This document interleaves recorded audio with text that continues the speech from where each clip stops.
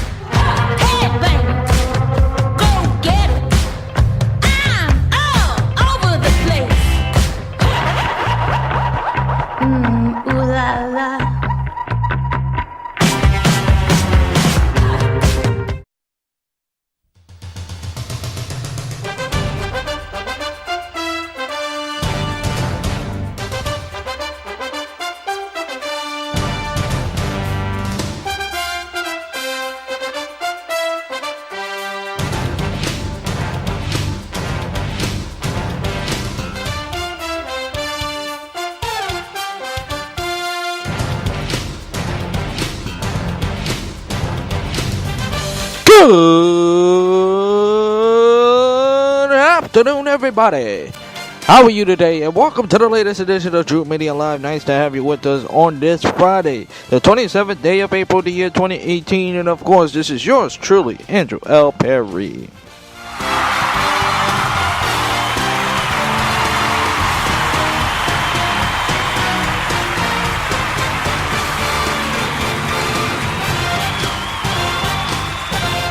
Yes, I always love that warm applause. As always, coming to you live and at you from the busy streets, which is Brooklyn, New York, as I chat to you what is happening in the world of sports. We have plenty to do a day, so little time. We have the NBA playoffs, we have the NFL draft, to discuss.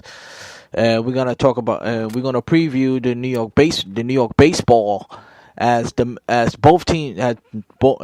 and the Yankees are both going to California. The one is going to face the Los Angeles Angels, to me the Anaheim Angels, I should say, and the one is going to San Diego to take on the Padres. So it should be an easy trip, not because of the sun for the Mets, also, but and we got Game 6 of the NBA play. Game 6 of the two for the East, one for the West, as the Cleveland Cavaliers need to avoid a Game 6. But we'll talk about all that later.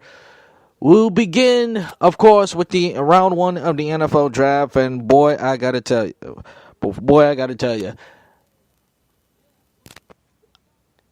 this is the 5th time that the Cleveland Browns has been selected in the first round. This is like the 5th time. Since rejoining the NFL in 1999, they have been selected 5th in the first 5 times. This is the 5th time they selected first in the first round. And who they selected out of everybody? Baker Mayfield out of Oklahoma. And let me say this. Let's hope he's not Johnny Football, Johnny Manziel. But he has the same attitude, the same cockiness as Johnny Manziel. We all know how that worked out. And the thing I gotta ask, the thing I gotta think. This was the surprise. They talking about before the draft. Oh, we're gonna shock the world. We're gonna surprise. And you take Baker Mayfield. Everybody expected you was gonna take Baker Mayfield. Which honestly, what my brother and I thought he was gonna do. He was gonna take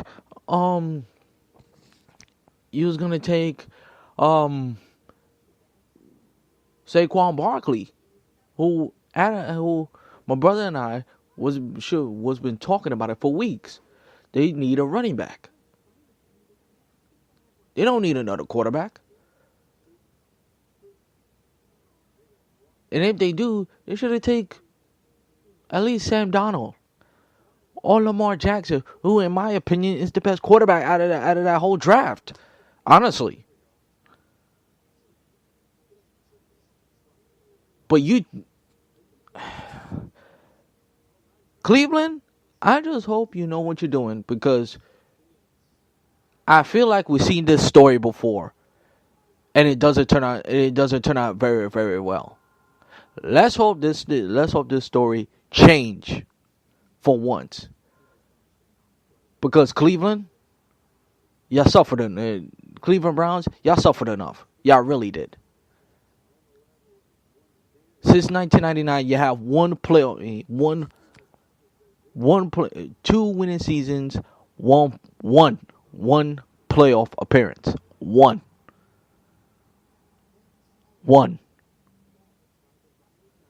And it hasn't worked out since. Hey, I took a cornerback, which is good.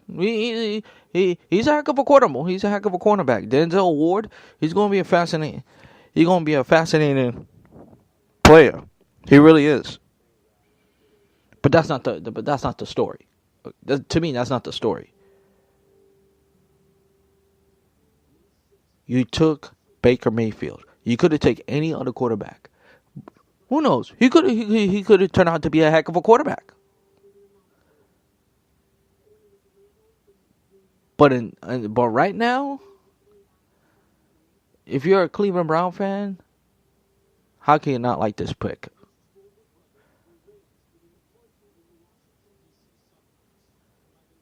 And how many quarterbacks you taking in the first round? Now, as far as the Giants, good job. Heck of a pick. The Jets too. Sam Darnold, they finally got the quarterback. Even though the last thing the Jets needed was a quarterback. I spoke about that before. But they gotta figure out if you're the Jets, you gotta figure out what you're gonna do with Christian Hackenberg and Bryce Petty. And it will be interesting to see what the Jets going to do. Are they still going to use Cayman now, or they're probably going to say adios and amigos. And the Giants, the Giants got what they need. They finally got a running back. And Odell Beckham Jr. is right. He might be the best-selling jersey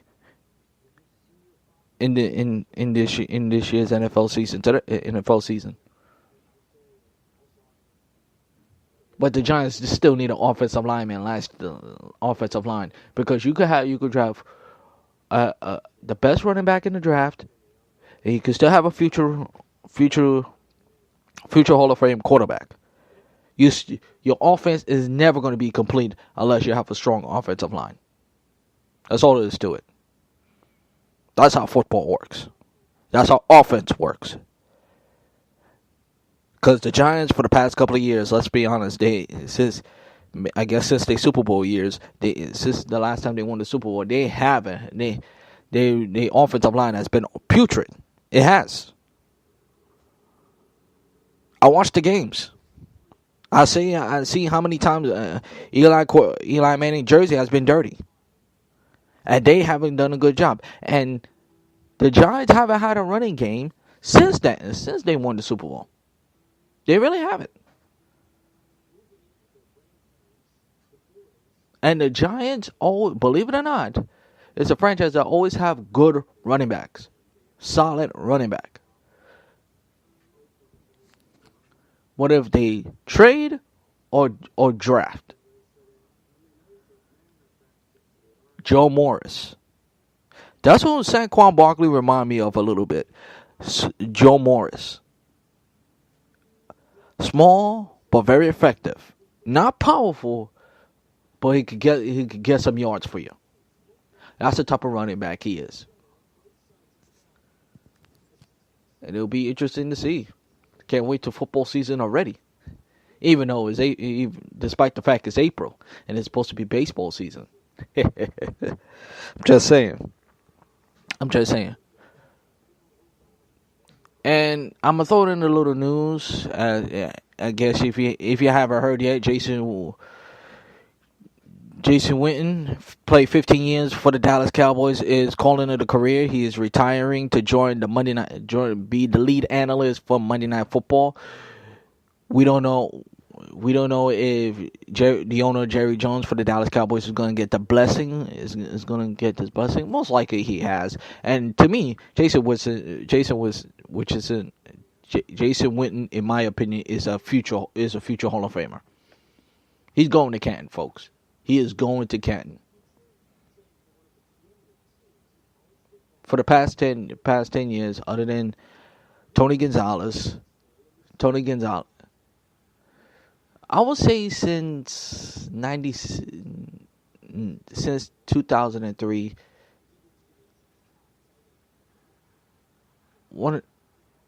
the one or two best tight ends have been Ron Gronkowski, Tony Gonzalez, Jason Witten, and he's the type of tight end that you love.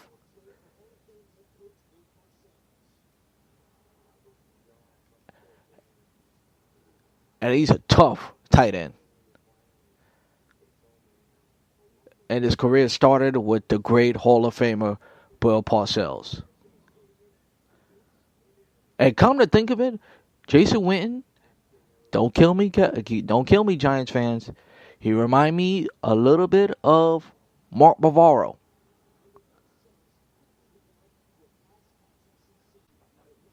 So Jason Witten had a hell of a career. Should have won a Super Bowl ring. But still a fascinating career. And Cowboy fans, I know you'll miss him. So the second round and the third round of the NFL draft will continue on tonight. On 8 o'clock. You will see some of it on ESPN, some of it on Fox and the NFL Network. So on the NFL Network. Now this is where tonight the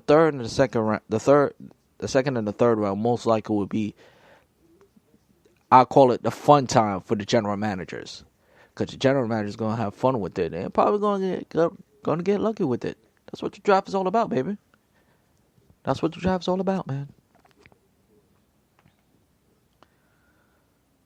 One other note on the NFL draft: the SEC for the fifth time in a row selected have 10 first rounds in the NFL draft. That's the most. The second most, the SEC is right behind them with 6. That says a lot. That the SEC is still and will always be the most powerful and most dominant conference in college football. No question about it.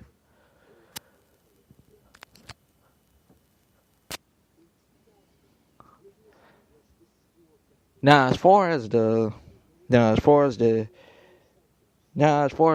playoffs goes, we have a couple of game 6s, and the question would be, I think all teams should avoid game 7. If you're Cleveland, if you're Toronto, you want to avoid game 7 as possible. End it tonight. Even though the game 7 is going to be in your home floor, in your own building, Cleveland, as far as Cleveland, yes, Cleveland got more of an edge because Cleveland got the best player in the world, of course. But you want to get this series wrapped up over and under with. As far as Toronto,